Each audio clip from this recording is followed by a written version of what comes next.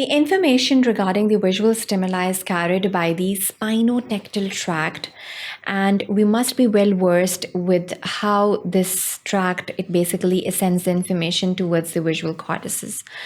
So here you can see that we have the afferent information for the spino-visual reflexes and is entering the spinal cord.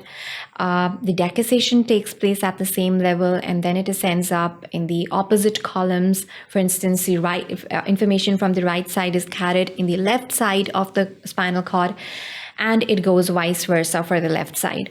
Then we have the medulla oblongata, and the information is entering even the cerebellum regarding the visual reflexes. The inferior cerebellar peduncle is involved over here. We have the levels at the pons and the midbrain, and finally it is going to reach the superior colliculi for the further integration. So this is these are the visual reflexes. Some of the reflexes, as we saw, that whenever there is a dangerous phenomena inside the environment, it is being sensed by the individual, and then there is a flight and fright response. But over here, some of the reflexes that are taking place in a matter of seconds, they take place through this pathway. And this is basically the integration in the superior colliculi over here.